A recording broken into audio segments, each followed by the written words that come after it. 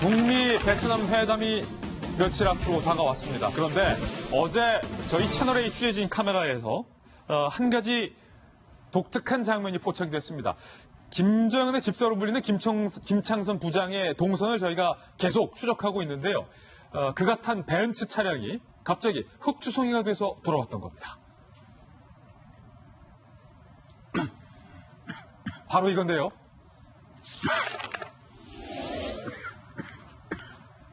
오전에만 해도 깨끗했던 김창선 부장의 이 벤츠 차량이 오후에 한나절 동안 어딘가 다녀오더니 지금 보시는 것처럼 흑투성이가 돼서 돌아왔다는 겁니다. 그래서 김창선 부장과 이 북한의 실무자들이 과연 어디를 다녀왔길래 이렇게 흑투성이가 됐는지 저희가 추적을 해봤습니다.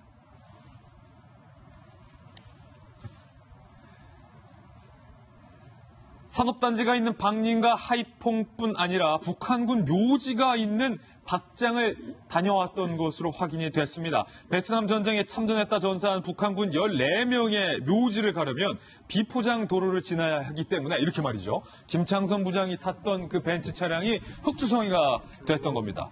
북한 외무성 직원들도 북한군 묘지를 다녀갔던 것으로 확인이 됐고 지금 보시는 것처럼 북한군 묘지 하노이 북동쪽 60km 떨어져 있는 곳에 위치하고 있습니다. 박장 시내에서도 지금 보시는 것처럼 구불구불 마치 우리 옛날 그 시골길을 연상하는 것 같아요.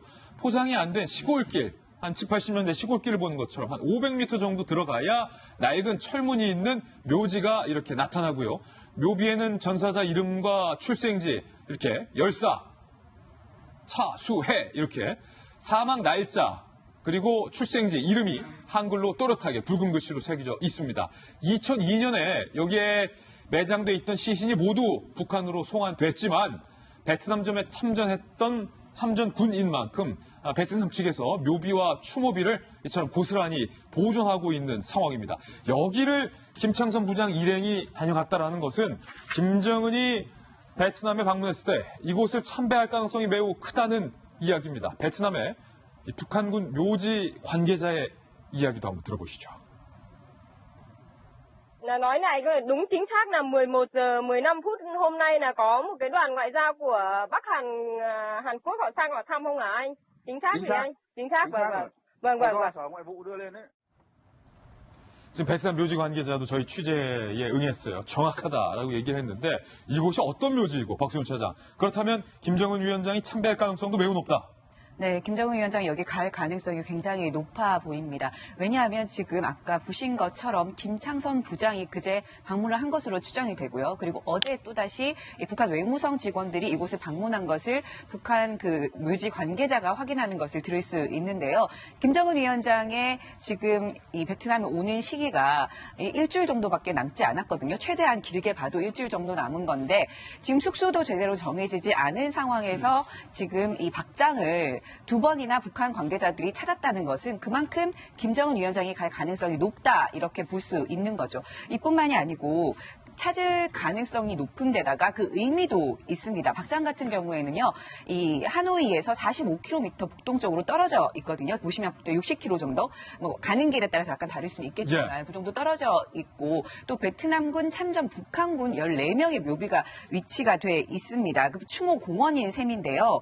아무래도 이 혈맹의 상징이죠. 북한과 베트남은 공산주의 국가죠. 그래서 예전부터 혈맹이었습니다. 그리고 베트남이 미국과 전쟁을 치를 때 김일성 주석이 내가 파병을 해주겠다라고 해서 수백 명의 이 북한의 공군 그 조종사와 육군을 파병을 한 사례가 있죠. 그렇게 하면서 이제 이렇게 전쟁을 치렀고 이때 전사한 이들을 위해서 베트남이 이렇게 추모 공원을 만든 겁니다. 따라서 김정은 위원장이 이곳을 방문한다는 것은 김일성 주석의 그 약속을 저희가 다시 한번 되새기고 그리고 우리가 이렇게 혈맹이었다는 점 그리고 우리가 잠시 관계가 소원했지만 지금 이렇게 복원이 됐다. 김일성 주석 때처럼 베트남과의 관계가 복원이 됐다라는 것을 알리는 신호탄의 의미도 있기 때문에 아마 이곳을 방문할 가능성이 굉장히 높아 보입니다. 예, 사실은 북미 회담을 앞두고 북한 내부에서도 북한 조선중앙TV에서도 베트남전에 참전을 했었던 북한군 공군 조종사에 대한 이야기를 밝히기도 했습니다. 북한 조선중앙TV의 보도 내용 함께 보시죠.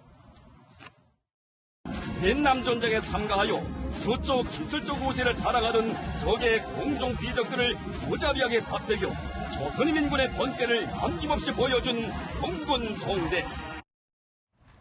박정화 대변인, 우리가 예전에 김일성 주석이 베트남을 방문해서 호치민 주석과 회담을 하는 모습도 흑백 장면도 보여드렸는데 그 유명했던 만남 이후에 북한군이 공군 조종사를 베트남전에 파병을 했던 거군요.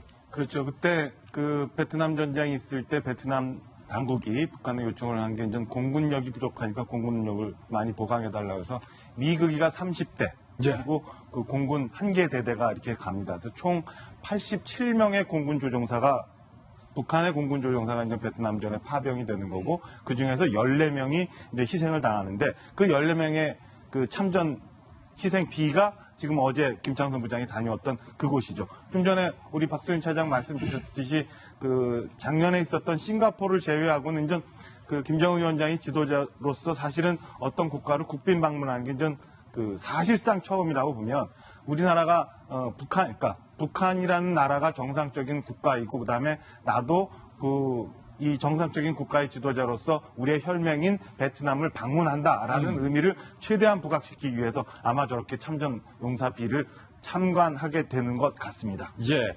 또 하나 독특한 장면이 어제 베트남에서 목격이 됐습니다. 포착이 됐습니다. 예전에 우리 남북회담했을 때 김정은 위원장을 V자로 둘러쌌던 건장한 남성들 기억하시죠? 김정은의 호위부대, 호위사령부인데요. 이 호위사령부를 총괄하는 김철규 부사령관이 베트남에서도 포착이 됐습니다. 그 모습 함께 보시죠. 지금 보시면 이른 아침부터 북측 실무진 숙소인 영빈관 앞이 북적이더니 건장한 체구의 남성들과 이 중년 남성이 나타나니까 기다리고 있었던 베트남 정부 관계자들이 인사하고 함께 승합차에 올라타는 모습을 확인할 수 있습니다. 이 남성 누구냐? 바로 김정은의 경호 책임자인 인민군 상장 김철규 호위사령부 부사령관입니다. 보통 김정은이 움직이면 선글라스를 낀 호위부 경호원들이 둘러싸고 인해 장벽을 치는데 지난 싱가포르 북미 회담 때도 이 김철규가 목격이 됐었다는 거예요. 지금 보시는 것처럼 저 김철규 부사령관의 모습을 보이시죠? 마지막 방패를 자처하면서 직접 나서고 이렇게 김정은 위원장의 문을 열어주는 사람도 김철규 부사령관이었어요. 그리고 김정은이 싱가포르 총리와 야경을 즐길 때도 제일 앞에서 경계를 선 인물이 바로 김철규 북한 호위부 부사령관이기도 합니다. 김배민 박사님, 김정은의 호위무사까지 지금 베트남에 왔다는 거예요. 임박했다는 분위기가 역력해요. 북한의 김정은의 올스타 팀이 전부 하노이에 떴다 이런 얘기들이 올스타. 들어오고 있는데요. 굉장히 긴장이 좀 많이 될 겁니다. 지난번에 있었던 싱가포르의 북미 정상회담은 안전이 최우선으로 담보된 리조트에서 회담을 했기 때문에 사실상 경호에 대해서 그렇게 크게 신경 쓸 일이 없다라고 해도 무방할 정도였는데 이번에 김정은 위원장이 1박 2일 회담을 하는데 그 이전에 앞서 베트남과의 정상회담까지 하게 되면은 3박 4일 일정이 될지도 모르거든요.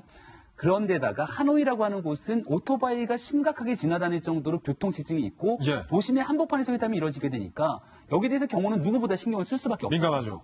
그런 과정에서 김철규 지금 부사령관 같은 경우는 온몸을 던져서 철통 같은 호위를 해야 되는 막중한 임무를 띠고 현재 급파된 것이 아닌가라는 생각이 들고요.